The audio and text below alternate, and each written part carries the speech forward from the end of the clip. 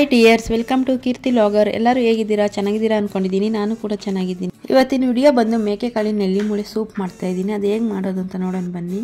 ನಾನಿಲ್ಲಿ ಸೂಪ್ ಮಾಡೋಕ್ಕೋಸ್ಕರ 2 ಈರುಳ್ಳಿನ ಉದ್ದಕ್ಕೆ ಹಚ್ಚಿಟ್ಕೊಂಡಿದ್ದೀನಿ, ಮತ್ತು ಕೊತ್ತಂಬರಿ ಸೊಪ್ಪು ಸಣ್ಣಗೆ ಹಚ್ಚಿಟ್ಕೊಂಡಿದ್ದೀನಿ, ಒಂದು ಟೊಮೊಟೊ ಮತ್ತು ಶುಂಠಿ ಬೆಳ್ಳುಳ್ಳಿ ಪೇಸ್ಟು. ಸಬ್ಸಿಗೆ ಸೊಪ್ಪು ಆಪ್ಷನಲ್ಲು, ಬೇಕಾದ್ರೆ ಹಾಕ್ಬೋದು, ಇಲ್ಲಾಂದರೆ ಸ್ಕಿಪ್ ಮಾಡ್ಬೋದು. ಇಲ್ಲಿ ಕಾಲನ್ನ ನೀಟಾಗಿ ವಾಶ್ ಮಾಡಿ ಇಟ್ಕೊಂಡಿದ್ದೀನಿ. ಆಮೇಲೆ ಒಂದು ಕುಕ್ಕರ್ ತಗೊಂಡು ಕುಕ್ಕರ್ ಬಿಸಿ ಆದಮೇಲೆ ಎಣ್ಣೆ ಹಾಕಬೇಕು. 2 ರಿಂದ 3 ಚಮಚ ಎಣ್ಣೆ ಹಾಕಿ ಉದ್ದಕ್ಕೆ ಸಣ್ಣಗೆ ಹಚ್ಚಿ ಇಟ್ಕೊಂಡಿರೋಂಥ ಈರುಳ್ಳಿನ ಸೇರಿಸ್ಬೇಕು. ಈರುಳ್ಳಿ ಬ್ರೌನ್ ಆಗೋವರೆಗೂ ಚೆನ್ನಾಗಿ ಫ್ರೈ ಮಾಡಬೇಕು. ಸಣ್ಣ ಉರಿಯಲ್ಲೇ ಕಡಿಮೆ ಉರಿಯಲ್ಲೇ ನಾವು ಆದಷ್ಟು ಫ್ರೈ ಮಾಡಬೇಕು. ಇದು ಕಾಲು ಸೂಪ್ ಅಲ್ವಾ, ಈರುಳ್ಳಿ ಎಲ್ಲ ಸಣ್ಣಗೆ ಚೆನ್ನಾಗಿ ಬ್ರೌನ್ ಆದರೆ ಕಡಿಮೆ ಉರಿಯಲ್ಲೇ ಟೇಸ್ಟಿಯಾಗಿರುತ್ತೆ ಕಾಲು ಸೂಪು. ಅದಕ್ಕೋಸ್ಕರ ಇದು ಮೇಕೆ ಕಾಲು ಸೂಪ್ನ ತಿಂಗಳಿಗಾದರೂ ಒಂದ್ಸತಿ ಕುಡಿಬೇಕು. ಮೂಳೆಗಳು ಸ್ಟ್ರೆಂತ್ ಬರುತ್ತೆ ಮತ್ತು ತುಂಬ ಒಳ್ಳೆಯದು.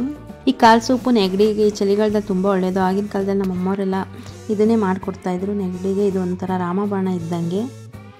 ಈ ಥರ ಕಾಲು ಸೂಪು ದೊಡ್ಡವರಿಂದ ಹಿಡಿದು ಚಿಕ್ಕವ್ರ ತನಕ ಕುಡಿಬೋದು, ತುಂಬ ಚೆನ್ನಾಗಿರುತ್ತೆ. ಈ ಚಳಿಗಾಲಕ್ಕಂತೂ ಇದು ಹೇಳಿ ಮಾಡಿಸ್ದಂಗಿರುತ್ತೆ, ಚೆನ್ನಾಗಿರುತ್ತೆ ಕಾಲು ಸೂಪು. ನೀವು ಮಾಡಿ ನೋಡಿ ಯಾವ ರೀತಿ ಬಂತು ಅಂತ ನನಗೆ ತಿಳಿಸಿ. ನೆಕ್ಸ್ಟು ಟೊಮೊಟೊ ಸೇರಿಸ್ತಾ ಇದ್ದೀನಿ. ಸಣ್ಣಗೆ ಹಚ್ಚಿಟ್ಕೊಂಡಿದ್ನಲ್ವ ಟೊಮೊಟೊ ಸೇರಿಸಿ ಚೆನ್ನಾಗಿ ಕಡಿಮೆ ಉರಿಯಲ್ಲೇ ಫ್ರೈ ಮಾಡಬೇಕು. ನಾನು ಈರುಳ್ಳಿ ಫ್ರೈ ಮಾಡಬೇಕಾದ್ರೆ ಸ್ವಲ್ಪ ಉಪ್ಪು ಸೇರಿಸಿದ್ದೀನಿ, ಆದ್ದರಿಂದ ಟೊಮೊಟೊನೂ ಬೇಗ ಫ್ರೈ ಆಗುತ್ತೆ. ಟೊಮೊಟೊ ಸ್ವಲ್ಪ ಫ್ರೈ ಆದಮೇಲೆ ಶುಂಠಿ ಬೆಳ್ಳುಳ್ಳಿ ಸೇರಿಸ್ಬೇಕು. ಶುಂಠಿ ಬೆಳ್ಳುಳ್ಳಿ ಪೇಸ್ಟು ಶುಂಠಿ ಬೆಳ್ಳುಳ್ಳಿ ಸೇರಿಸಿ ಅದನ್ನು ಹಸಿ ವಾಸನೆ ಹೋಗೋವರೆಗೂ ಚೆನ್ನಾಗಿ ಫ್ರೈ ಮಾಡ್ತಾ ಇರಬೇಕು. ಗಮ್ಮನ್ಬೇಕು ನಾವು ಇದೆಲ್ಲ ಫ್ರೈ ಮಾಡಿರೋದು. ನಾವು ಆದಷ್ಟು ಕಡಿಮೆ ಉರಿಯಲ್ಲೇ ಫ್ರೈ ಮಾಡ್ಕೋಬೇಕು. ಇವಾಗ ಇದೆಲ್ಲ ಫ್ರೈ ಮಾಡಿದಾಗಿದೆ. ಇವಾಗ ನಾನು ಕಾಲು ತೊಳೆದಿಟ್ಕೊಂಡಿದ್ನಲ್ವ ಅದನ್ನು ಸೇರಿಸಿ ಸ್ವಲ್ಪ ಚೆನ್ನಾಗಿ ಮಿಕ್ಸ್ ಮಾಡ್ತಾ ಇದ್ದೀನಿ. ಇದನ್ನು ಚೆನ್ನಾಗಿ ಮಿಕ್ಸ್ ಮಾಡಬೇಕು. ಕಡಿಮೆ ಉರಿಯಲ್ಲೇ ಆದಷ್ಟು ಇದನ್ನು ಚೆನ್ನಾಗಿ ಮಿಕ್ಸ್ ಮಾಡ್ತಾ ಇರಬೇಕು.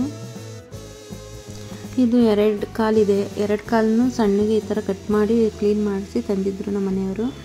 ಅದನ್ನು ನಾನು ಕ್ಲೀನಾಗಿ ತೊಳೆದು ವಾಶ್ ಮಾಡಿ ಇಟ್ಕೊಂಡು ಕಾಲು ಸೂಪ್ಗೋಸ್ಕರ ರೆಡಿ ಮಾಡಿ ಇಟ್ಕೊಂಡಿದ್ದೆ. ಅದನ್ನು ಇವಾಗ ಸೇರಿಸಿ ಮಿಕ್ಸ್ ಮಾಡ್ತಾನೆ ಹಂಗೆ ಸ್ವಲ್ಪ ಅರಿಶಿನ ಪುಡಿ ಸೇರಿಸ್ತಾ ಇದ್ದೀನಿ. ನಾನು ಇವಾಗಲೇ ಎಲ್ಲ ಮಸಾಲೆಗಳನ್ನು ಸೇರಿಸ್ತಾ ಇದ್ದೀನಿ. ನಾನಿಲ್ಲಿ ಮೆಣಸಿನ್ಕಾಯಿ ಕೊಯ್ದು ಹಾಕಬೇಕಾಯಿತು, ಮೆಣಸಿನ್ಕಾಯಿ ಹಾಕಿಲ್ಲ, ಗ್ಯಾಸ್ಟ್ರಿಕ್ ಆಗುತ್ತೆ ಅಂತ. ಅದಕ್ಕೋಸ್ಕರ ನಾನಿಲ್ಲಿ 1 ಚಮಚ ಖಾರದ ಪುಡಿ, 1 ಚಮಚ ಗರಂ ಮಸಾಲ, ಮತ್ತು 1 ಚಮಚ ಧನಿಯಾ ಪುಡಿ, 1 ಚಮಚ ಇದು ಪೇಪರ್ ಪೌಡರು. ನಿಮಗಿನ್ನೂ ಖಾರ ಬೇಕು ಅಂದರೆ ಇನ್ನೂ ಸ್ವಲ್ಪ ಬೇಕಾದ್ರೆ ಹೆಚ್ಚಾಗಿ ಹಾಕೋಬೋದು. ನಾನು ಸ್ವಲ್ಪನೇ ಹಾಕ್ತಾಯಿದ್ದೀನಿ ಉಪ್ಪು ಖಾರನ. ನಿಮಗೆ ಜಾಸ್ತಿ ಉಪ್ಪು ಖಾರ ಬೇಕು ಅನ್ನೋರು ಒಂದು ಸ್ವಲ್ಪ ಜಾಸ್ತಿ ಹಾಕ್ಕೊಂಡು ಈ ರೀತಿ ಚೆನ್ನಾಗಿ ಎಲ್ಲನೂ ಮಿಕ್ಸ್ ಮಾಡಬೇಕು. ಇವೆಲ್ಲ ಸ್ವಲ್ಪ ಎಣ್ಣೆ ಜೊತೆನೇ ಚೆನ್ನಾಗಿ ಮಿಕ್ಸ್ ಮಾಡಾದಮೇಲೆ ಕೊತ್ತಂಬರಿ ಸೊಪ್ಪು ಮತ್ತು ಸಬ್ಸಿಗೆ ಸೊಪ್ಪು ಹಚ್ಚಿಟ್ಕೊಂಡಿದ್ನಲ್ವ ಅದನ್ನು ಸೇರಿಸ್ತಾ ಇದ್ದೀನಿ. ನೀವು ಬೇಕಾದ್ರೆ ಇಲ್ಲಿ ಪುದೀನನೂ ಹಾಕ್ಬೋದು, ಪುದೀನ ಇರಲಿಲ್ಲ ಅದಕ್ಕೋಸ್ಕರ ನೀವು ಪುದೀನನೂ ಸೇರಿಸಿದ್ರೆ ಇನ್ನೂ ಚೆನ್ನಾಗಿರುತ್ತೆ. ಮತ್ತು ಇವನ್ನೆಲ್ಲ ಚೆನ್ನಾಗಿ ಮಿಕ್ಸ್ ಮಾಡಬೇಕು ಎಣ್ಣೆ ಜೊತೆ, ಮತ್ತು ಇದು ಕಾಲು ಜೊತೆ ಎಲ್ಲ ಹೊಂದ್ಕೋಬೇಕು ನಾವು ಮಸಾಲೆ ಸೇರಿಸಿರೋದೆಲ್ಲ. ನಾನು ಆವಾಗಲೇ ಈರುಳ್ಳಿ ಫ್ರೈ ಮಾಡೋಕ್ಕೋಸ್ಕರ ಸ್ವಲ್ಪ ಉಪ್ಪು ಸೇರಿಸಿದೆ. ಇವಾಗ ಎಷ್ಟು ಬೇಕೋ ಅಷ್ಟು ಉಪ್ಪು ಸೇರಿಸಿ ಚೆನ್ನಾಗಿ ಮಿಕ್ಸ್ ಮಾಡ್ತಾಯಿದ್ದೀನಿ. ನಮಗೆ ರುಚಿಗೆ ಎಷ್ಟು ಬೇಕೋ ಅಷ್ಟು ಉಪ್ಪು ಸೇರಿಸ್ಕೋಬೋದು. ಮತ್ತು ಇವಾಗ ಕಾಲು ಸೂಪ್ ಮಾಡೋಕ್ಕೋಸ್ಕರ ನಾನು ಸ್ವಲ್ಪ ನೀರನ್ನ ಸೇರಿಸಿ ಚೆನ್ನಾಗಿ ಎಲ್ಲ ಮಿಕ್ಸ್ ಮಾಡಿ, ನಮಗೆ ಕಾಲು ಸೂಪ್ಗೋಸ್ಕರ ಎಷ್ಟು ನೀರು ಬೇಕೋ ಅಷ್ಟು ಬೇಕಾದ್ರೆ ಸೇರಿಸ್ಬೋದು. ಕಾಲು ಬೇಗ ಬೇಯಲ್ಲ, ಅದಕ್ಕೋಸ್ಕರ ಇದನ್ನು ಒಂದು 7-8 ಸತಿ ಆದರೂ ಕೂಗಿಸ್ಕೋಬೇಕು. ಚೆನ್ನಾಗಿ ಕೂಗಿಸ್ಕೊಂಡಾದ್ಮೇಲೆ ಈ ರೀತಿ ಆಗಿದೆ ನೋಡಿ. ಸೂಪ್ ಮಾತ್ರ ಸೂಪರಾಗಿತ್ತು.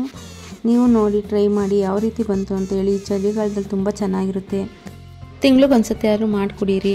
ಮತ್ತು ಯಾವ ರೀತಿ ಬಂತು ಅಂತ ಕಮೆಂಟಲ್ಲಿ ತಿಳಿಸಿ. ನೀವು ಇದೇ ರೀತಿ ಮಾಡ್ತೀರಾ ಅಂತೇಳಿ ಕಮೆಂಟಲ್ಲಿ ತಿಳಿಸಿ. ಬಿಸಿ ಬಿಸಿಯಾದ ಮೇಕೆ ಕಾಲು ಸೂಪ್ ರೆಡಿ ಆಗಿದೆ. Thanks for watching. ನೆಕ್ಸ್ಟ್ ವಿಡಿಯೋದಲ್ಲಿ ಸಿಗೋಣ. ಬಾಯ್, ಟೇಕ್ ಕೇರ್.